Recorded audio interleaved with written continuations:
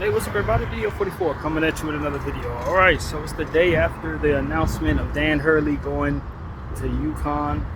Lakers now have to regroup, try to figure out who they want to hire as coach, try to figure out if it's feasible to hire someone before the draft now that situation kind of set us back an entire 5 days. You know, some things you have to chalk up to the nature of what it is that you're trying to do in terms of how long things take. The Dan Hurley process took about a total of 5 days, and you just have to take that loss because that's what it takes to try to acquire a coach of that prestige. The problem that the Lakers have run into is now you got to double back and try to tell some people who thought they might be getting the job that they were actually second and third choice. Now, with the other guy, I can't think of his name right now, but the other coach not named JJ Redick that they have on tab, from what I understand, he's going to be speaking with the Cleveland Cavaliers, maybe getting their job as well, instead. But at least with him, he knew he was never the first choice. So you're likely going to have a safer transition if you hire him.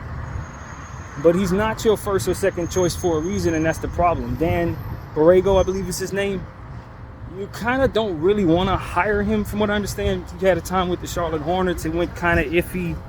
So while he has a much better roster with LeBron and AD, it's still not necessarily the guy you want. I don't find myself excited about him. I know that Anthony Davis had a good tenure with him early on in his New Orleans career, and I think that's where the cosign comes from. But you just don't know if he's going to be the guy that, you know, you look at him as another guy that's probably going to be fired in like 2 years if things don't go absolutely great. If he has any flaws in his game, he's probably going to get fired soon. So it's like that's what we're trying to avoid. And so for me, I'd rather go to JJ Redick route. The problem is now you insulted JJ Redick by bringing in Dan Hurley after JJ more or less thought he was getting the job.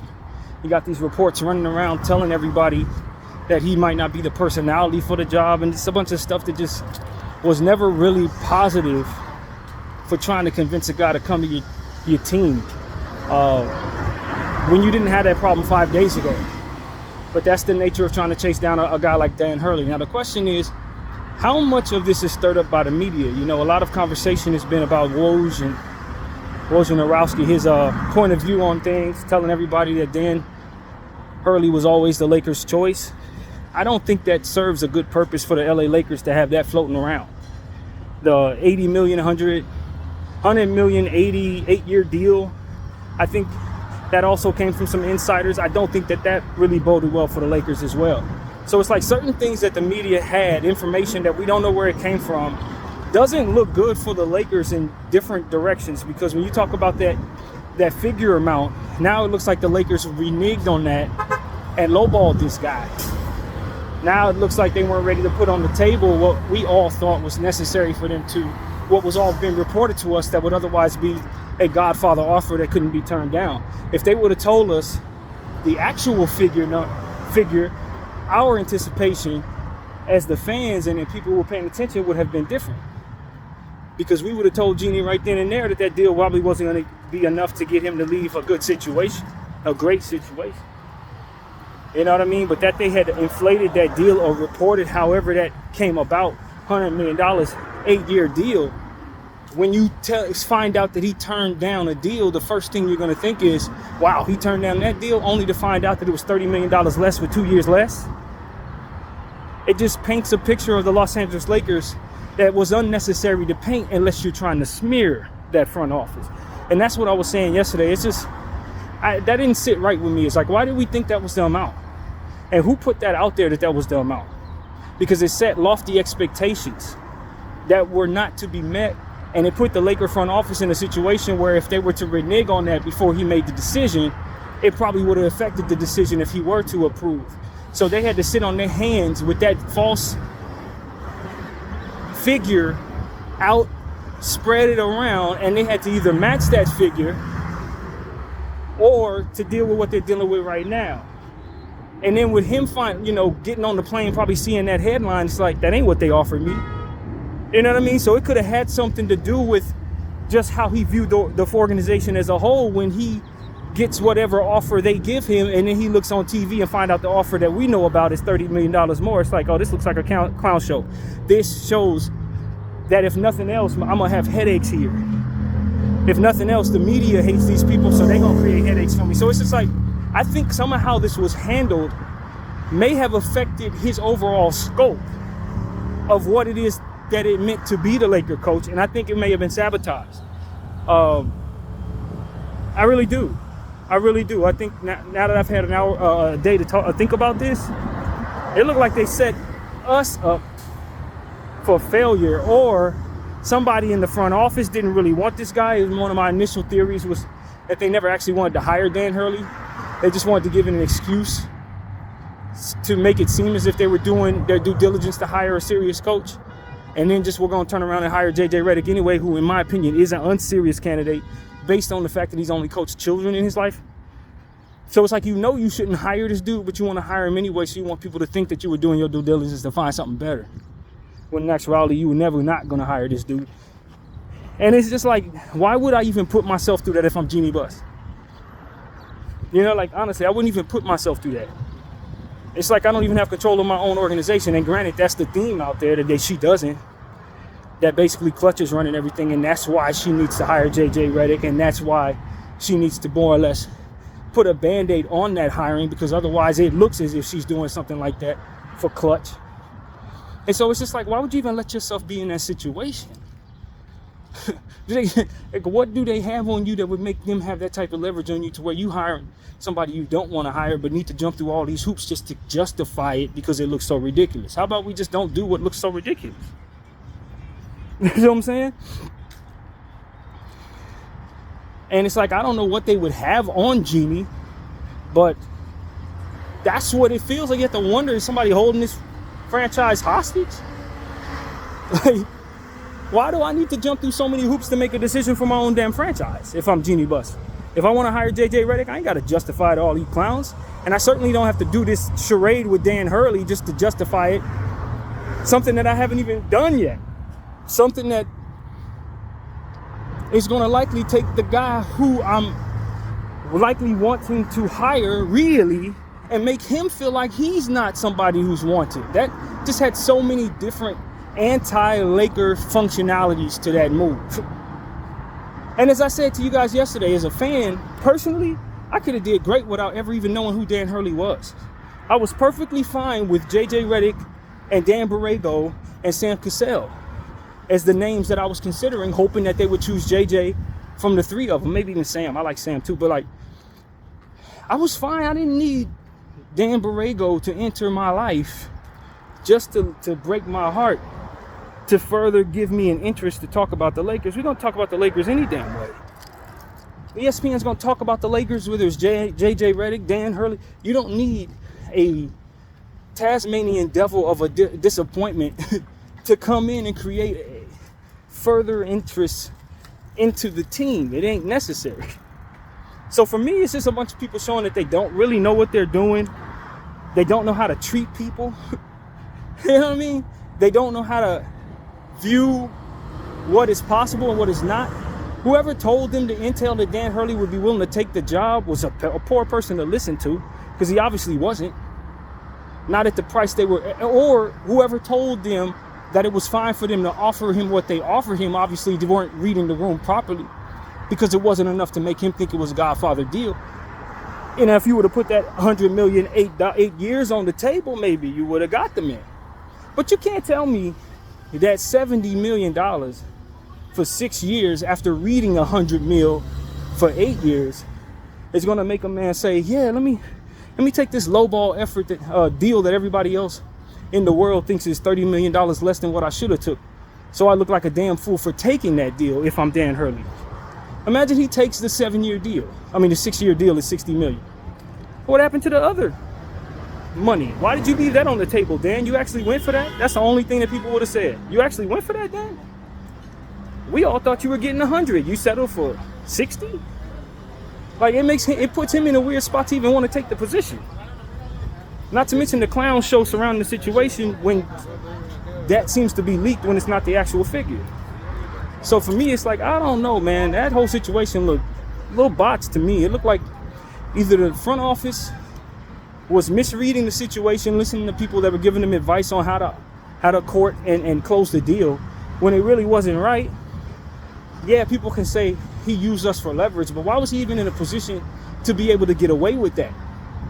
You see what I'm saying? People weren't closing properly. People weren't reading the room properly. People weren't gauging the interests of the team properly. You see what I'm saying? The interest as it pertains to how interested he would be in coming to the organization. All of these things were misread so badly. And I've been hearing the talking point that a lot of talking heads been saying is in regards to our front office, thinking that the Laker lore is supposed to make it so that they are excellent in the eyes of others. It's like, no, you've made a lot of mistakes. You got to undo those mistakes before people actually look at you as excellent. Minds can separate the brand from the behavior. And the front office needs to understand that the behavior over the last several years has usurped the image of the brand. People ain't looking at the Lakers like they're some great organization.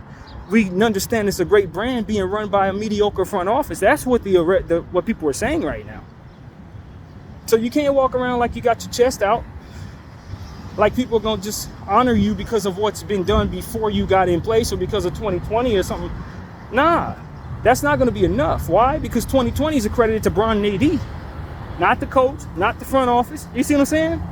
It's credited to that coaching staff that y'all had in place surrounding Frank Vogel. Lionel Hollins, Jason Kidd, the presence of Rondo. Like, that's why people know and believe that we won that championship. It ain't got nothing to do with the front office, with all due respect. You may have hired those people, but you would not have succeeded without those people. And you let them go the year after. Why weren't they brought back? See, these are the type of decisions that, and I always say this. I say this in regards to negotiations in the trade market.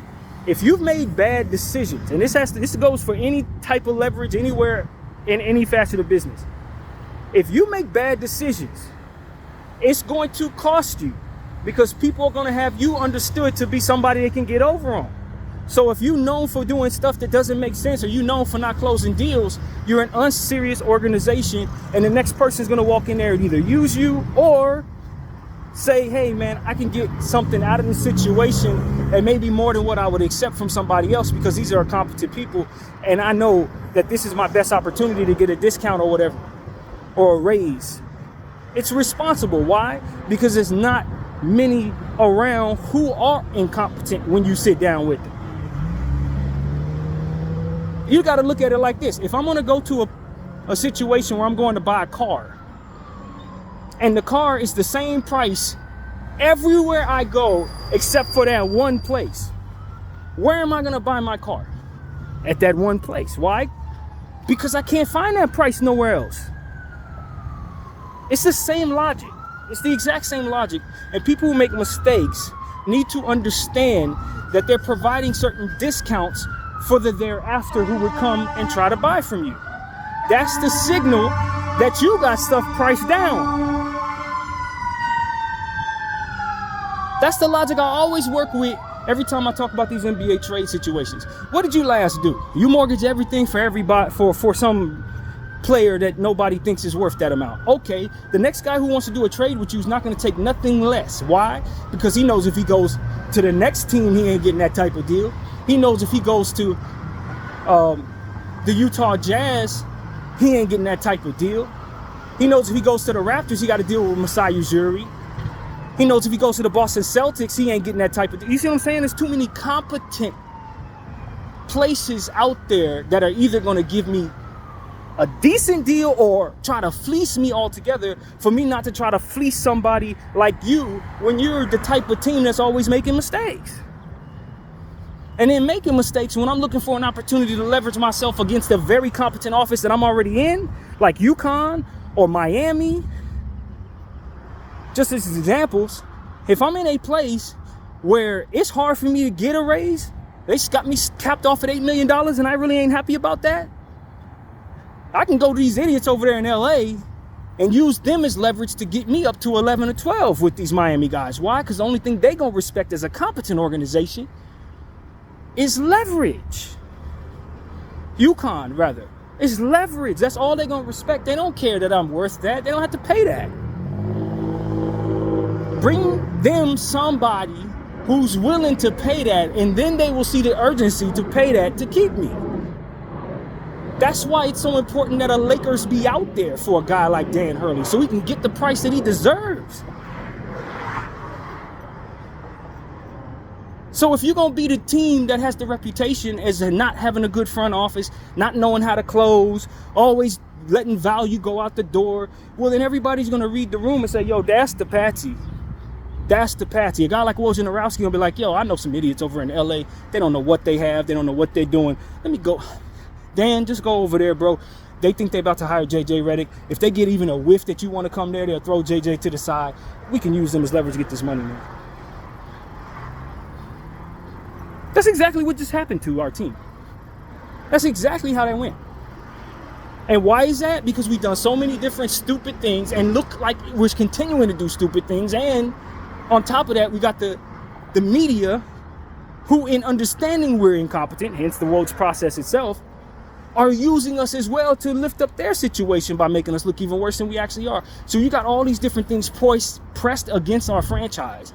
Not to mention that the entire process of what we're trying to do, which is hold LeBron and Anthony Davis while not having a competent coach in place, continuing to mortgage picks, it further eats away at that reputation.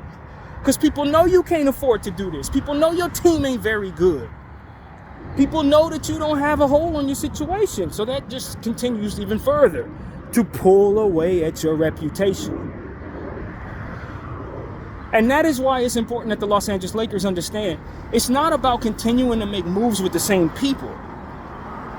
It's essential that you remove the people in place that have that reputation, replace them with people who don't, so that you can regain the reputation from scratch, that your team could be a competent organization again. And then from there, people are going to have to try to play us in order for us to be that team that people want to try again.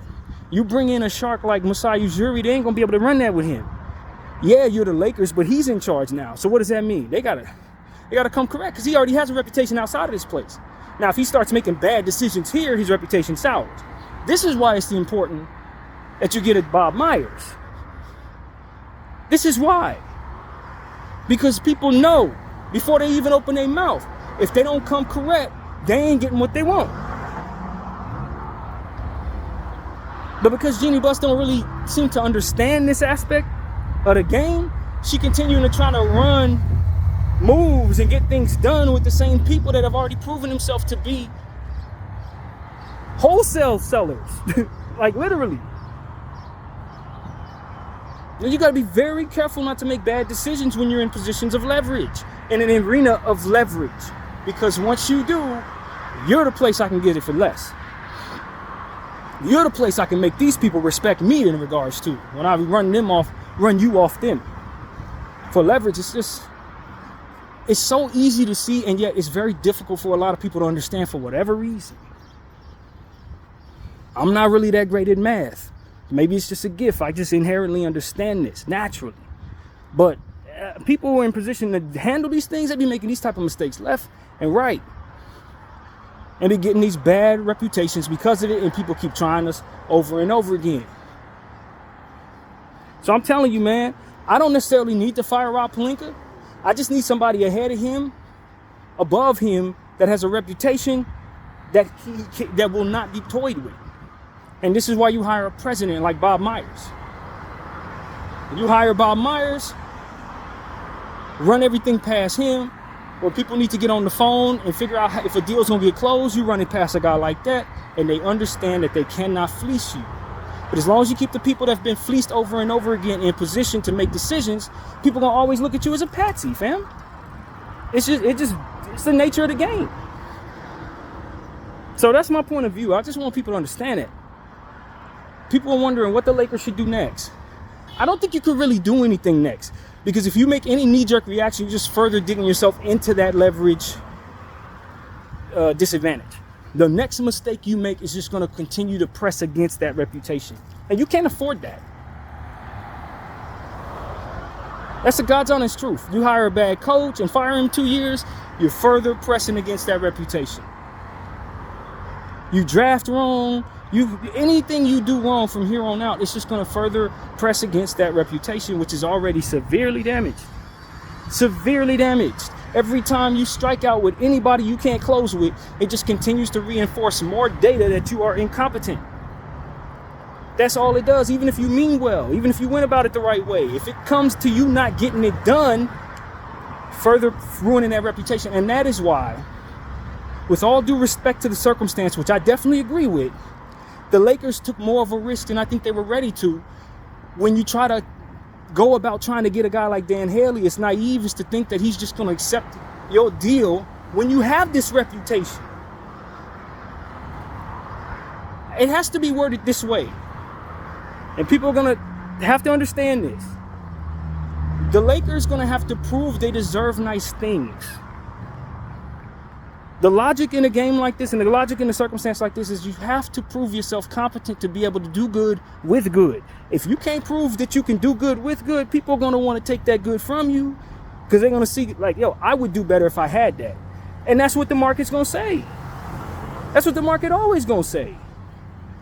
Now, why the Lakers don't seem to understand this after continuing to strike out with individuals and continue to strike out with stuff, I guess they think because they have LeBron James that that's supposed to erase all the other stuff. But you got to understand, the view on LeBron James is he would be here if it was a bunch of cats running the front office because he wants to be in Los Angeles for himself and his family. And for his legacy and what it is that most important to him, he can't go to the Clippers because he's trying to keep up with Mike. He can't go to the Clippers. He got to go to the Lakers.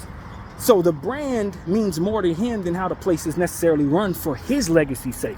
If he leaves here, he looks like someone who quits on some struggle, or rather, well, it is a struggle, but challenge. So for his brand, he cannot leave.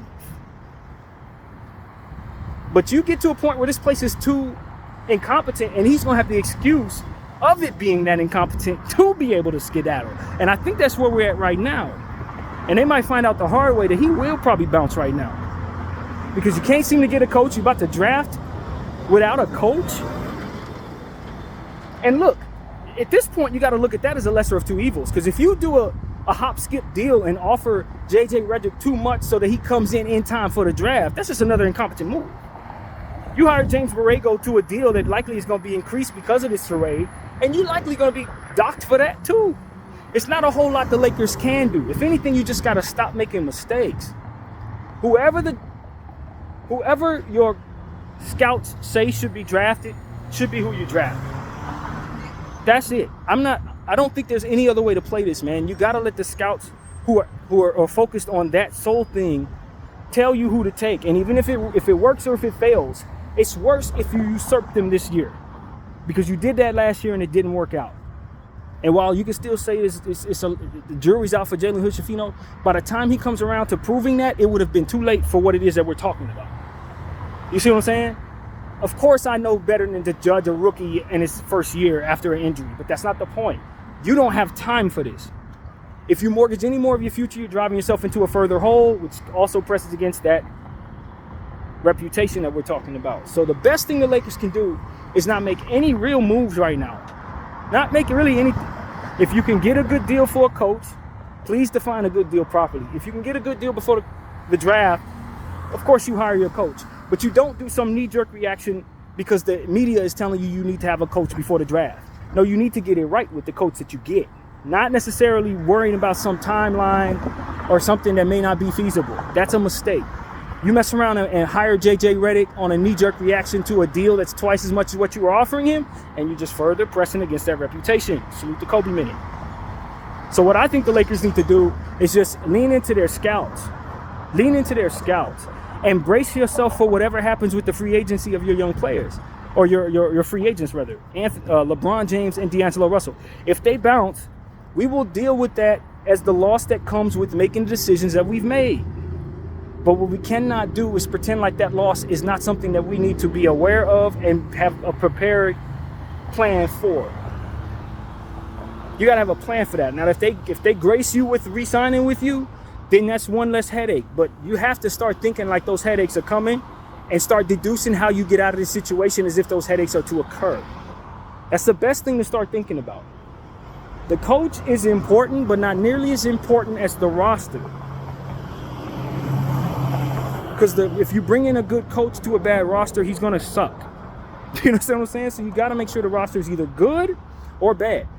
I don't know that you can make a good trade. Like, let's say I want to do what it is I think is best for the Lakers, which is trade Anthony Davis. You're not going to get the right price for Anthony Davis. Why? Because your reputation is in the toilet. You done pressed against it with too many bad decisions. So likely you're going to get low ball for Anthony Davis. So you can't really do anything there. Not anything good. What I would do with the Lakers right now is just lean into my scouts and get ready for the draft. If I can get a good deal with a coach, I'll hire him. But if I can't get a good deal, I'm not going to allow that to be a reason why I don't have my draft plan in order. I'm not looking to make any trades because I don't think I'm going to get a good deal for nothing I have. Nothing at all. But I am going to make sure I draft the best possible player for what it is I think I'm going to be. You can't let a young rookie be the determining factor of a mistake. And what I mean by that is, if you're going to bring in a player and then say, oh my God, I don't know what I'm going to do with what player I'm going to take because I don't have a coach. There are a lot of players on the roster that the coach is going to have to form around some type of system. So what I'm going to do is just take whoever I want. Really. I'm not going to say, I can't take this guy, that guy. I'm going crazy. I'm not going to do all that. I'm just going to take either the best player available or a big man that fits the needs of the team, or the best guard available, or whatever the case may be. Because at the end of the day, if you're going to be so flustered by the idea of what the draft means without a coach, then you're going to probably make a mistake that further presses against that leverage, that reputation that we're talking about. So the most important thing, in my opinion, is to just control within what it is you can control. I'm not going to overdo it because of magical deadlines created by the media. I'm not going to do that. Magical deadlines created by the media. You must have a coach in place. Not necessarily. There's a million different players they're going to have to figure out how to use. Adding one more rookie into that situation, one more player, is not going to fluster a new coach. You can draft a guard, you can draft a forward, you can draft a center, whatever you want. But it's not so imperative that that coach be in place and that system be in place in order for you to draft. It just looks a certain way. And the media is going to kill you one way or another. So it really doesn't matter. Just make sure that you have the pieces in place that can come together to play cohesive basketball without Bron and without AD. That's what I would tell you. Make sure whoever you have on the floor can play a decent game of basketball without those two on the floor. So if that means getting another big man, you get another big man. If that means getting a couple guards, get a guard.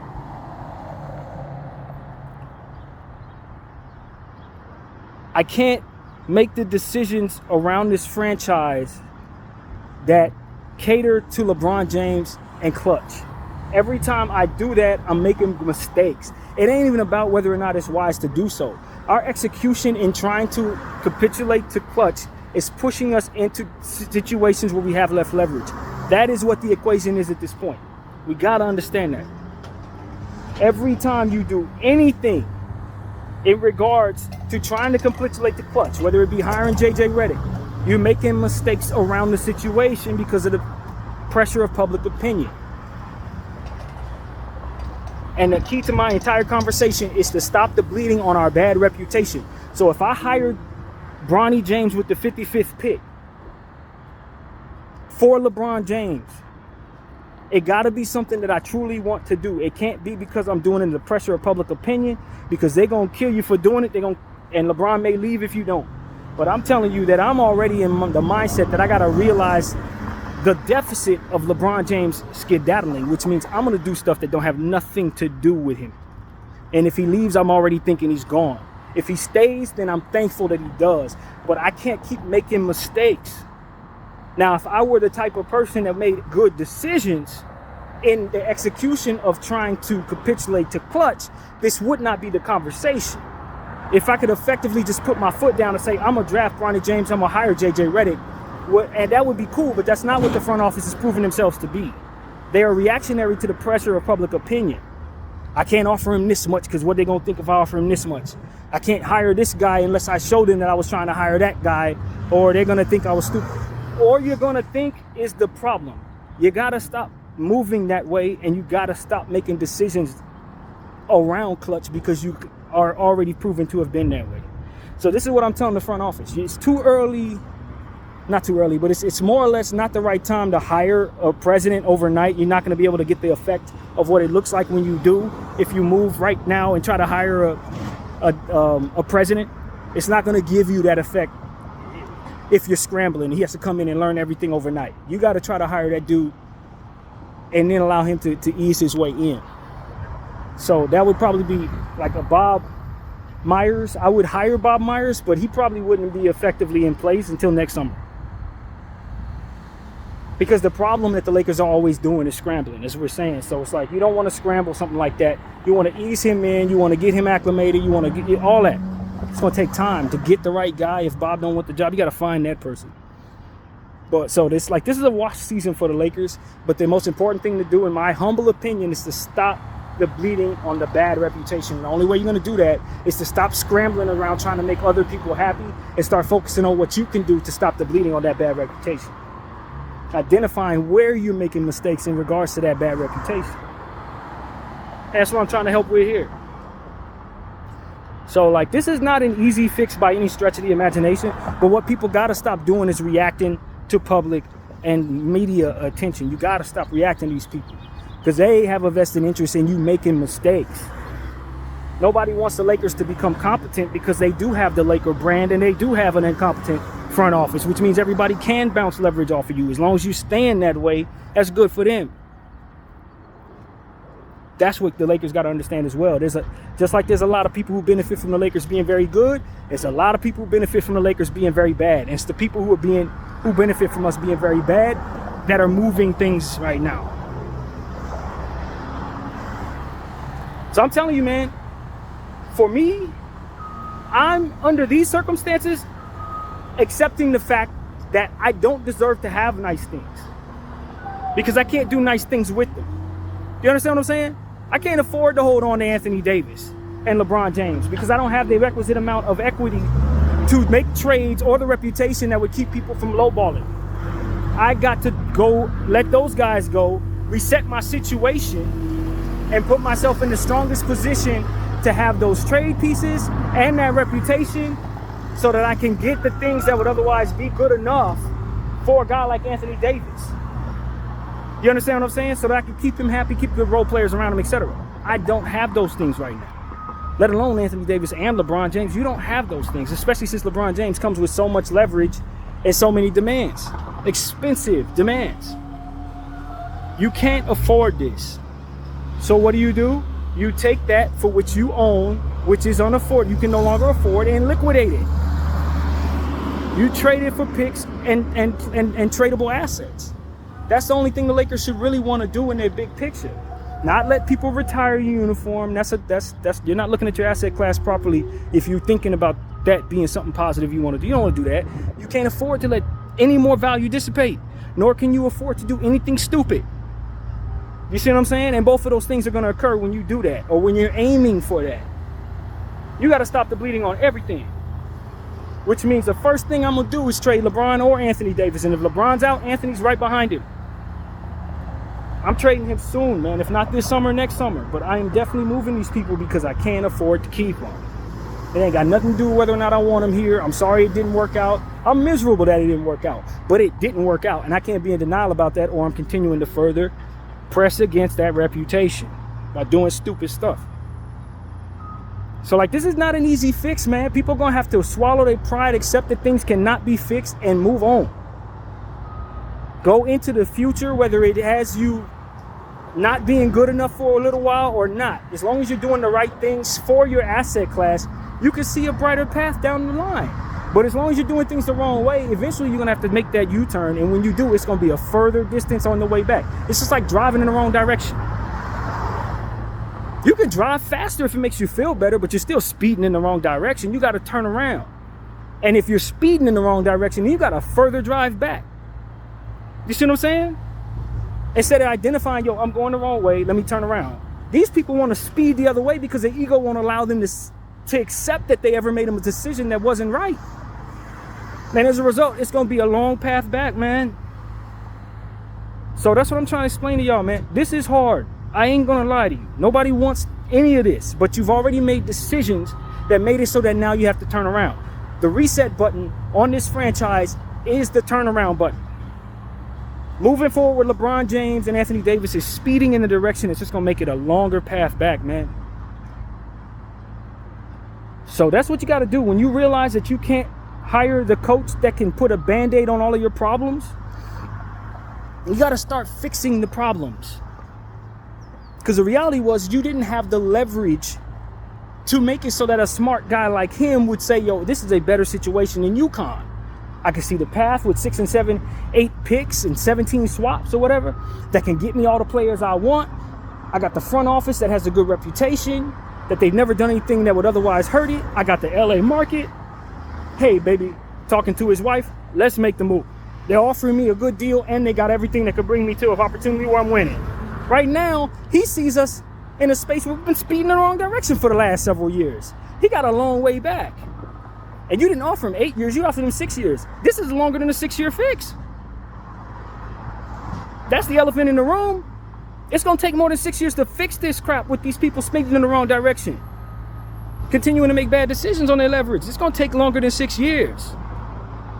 That's another reason why you don't offer him what the Lakers offered him, because you need him for longer. So that's what I'm trying to express to everybody, man. I get this inherently. I was blessed with the understanding of how to fix the Lakers' problems. They probably need to hire someone like myself, to be completely honest with you. And the most important thing for the Lakers to do is not hire a coach, not draft this, not trade that. Is to stop the bleeding on the incompetent reputation that they have. Nothing's more important than not making any more mistakes. Nothing. BDL 44. I thank you all for watching. I'm out.